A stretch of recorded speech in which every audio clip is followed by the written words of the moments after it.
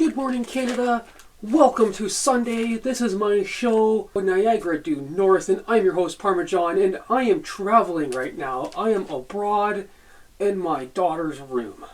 That's right. This isn't real, guys. I got you. I'm not on vacation. I have brought to you today from Pierre's press conference. He is eliminating 100% of capital gains tax if you reinvested in Canadian companies. And that is why I am announcing today the Canada First Reinvestment Tax Cut. No capital gains when you reinvest the money here in Canada. It is enormous how big of a deal that is and how badly it's not going to get talked about whatsoever. We're going to go over that kind of stuff later. But first, guys, I want to know what was on that phone call. As soon as he wins leadership race, Carney goes over to Europe. Gets all the scrutiny. Why is he going there? We need to be going to America. We need to be going to China. What are we going to Europe for? I mean, to me it was obvious that he was trying to get around America, trying to get around the tariffs. Say, keep the tariffs on, that's okay, because we're just going to pull all of our energy out of you and put it in somewhere else. That's what I think was going on. Okay? That's what I thought was going on. Do you guys follow Moose on the Loose? If not, you need to follow him, because that guy is actually doing the work that all of us other YouTubers won't do. And he actually looks into things. So as I'm sitting here all night, blustering my brain about what the heck Mark Carney could possibly have on Donald Trump to get him to say that, Moose on the Loose says this. I'm breaking down a situation here which is very suspicious. It ties between Qatar, Brookfield Asset Management, Donald Trump, and Mark Carney. Does Mark Carney have a lot of leverage over Donald Trump? And that's why we saw that bizarre response from Donald Trump calling Mark Carney the Prime Minister of Canada, not the governor of the 51st state. There could be a massive blow up here between the two of them if there is leverage. Let's jump into this. So what do you guys think about that? Please follow him and subscribe to Moose on the Loose. He is a very great guy, and he is like Canada's leader in the news. Most of you guys probably already know of this story because you follow Moose on the Loose. There was one thing that I commented that I want to put out on the interwebs. I'm pretty sure Doug Ford made Donald Trump hate Pierre. I'm just pretty sure about that. Everything points into that direction. I think Donald Trump honestly doesn't want conservatives to win because of Doug Ford. Comment down below, what do you think was on that phone call? Do you think Doug Ford and Pierre made Donald Trump actually dislike them? I'm wondering. I'm wondering if Brookfield has something against Donald Trump. Which brings me to Pierre. I mean, how can we deal with all this corruption? There's absolutely nothing that Mark Carney can do. Look at this. Polymarket, as soon as Pierre gets a bump, a whole bunch of people put on Carney and just plummet it. Okay? It happened more than once. Okay? Look at the market. Look at it. Every time someone says, okay, Pierre, it's just, nope. Done. And why? Why is this happening? Okay. Donald Trump ran against the machine. Donald Trump won against the machine. Why can't Pierre do it? Pierre's the populist leader to lead us against these elites. Apparently, there's internal strife within the campaign. So they know But we need, like, I want to know what they know. Now, this was the whole point of my video. And I want Pierre to hear this. Okay? He's running a bad campaign. If Pierre's campaign was held in the 90s, he would crush it. This campaign is enormous. There's so much great stuff he's putting out there. But nobody gives a damn about any of it. This capital gains tax, 0% tax on capital gains when you reinvest it into Canadian companies is enormous. That is something, Donald Trump's not competing with that. Donald Trump cannot compete with that. That is a policy that will grow this country so fast. So fast. He needs to stop saying stuff like 4 years. He slipped up and said 4 years, and everyone jumped on that, thinking it's going to take 4 years. It will take 1 year to get this place back on track with policies like that. My point, it is boring. It is boring, gray-haired, white man, blue suit stuff. Trump had no plans like that.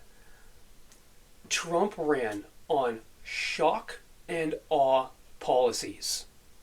I think the most boring policy Trump made was zero tax on tips. One of my biggest issues that I've had this election cycle, right out the gates.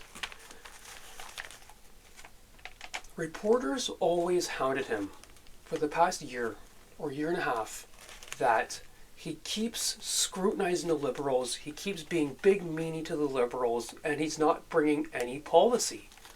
We all know, obviously, he's got to wait for the campaign, right?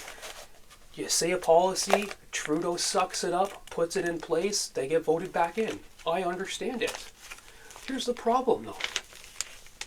He's not saying anything new. Everything he's saying, he said in question period last year.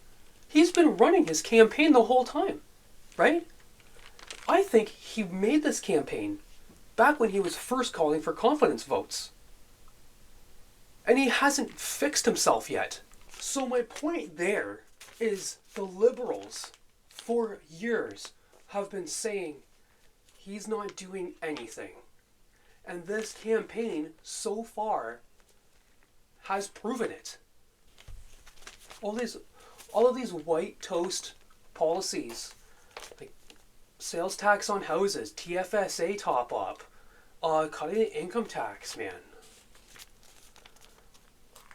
These are good some other time. These are good some other time. We have a war that we're waging here. He's proving himself to be the out of touch one now. Right? And what's weird is we know that he's listening. Not listening to me. We know that he's listening. Okay? But watch this. From Stony Creek, when he was talking about the World Economic Forum. Canadian jobs should go to Canadians first.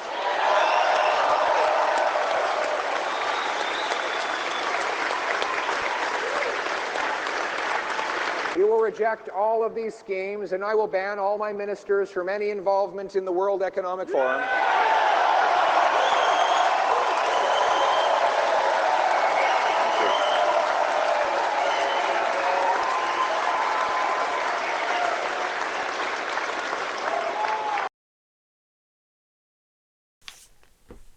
I don't know how to run a campaign. Okay? But if I have my ducks in a row and no one does anything, no one has a reaction to them during my whole campaign speech, but they do that when I say that we're not getting involved in the World Economic Forum, they do that, my speeches are going to shift towards that. We want men out of women's sports. We want men out of women's spaces. We want no government involvement in the World Economic Forum. And that's what we want to hear. To critique myself, because I can do this. He's getting there. And my point is, though, dude's got to pivot. You got to get off of that stuff. The point is, though, the dude has to pivot, okay? It's like he made this back when he became the leader. And they're so invested in it, or spend so much money on it, this campaign, this platform, that they refuse to abandon it.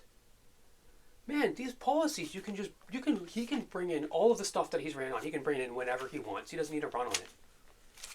I was so excited for the campaign to start, like everyone else was. Who was not waiting for the past 2 years for the campaign to start? I was completely unimpressed with this campaign launch. That was the campaign launch. Why didn't he talk about taking the $250 million loan? How come he didn't talk about it during that?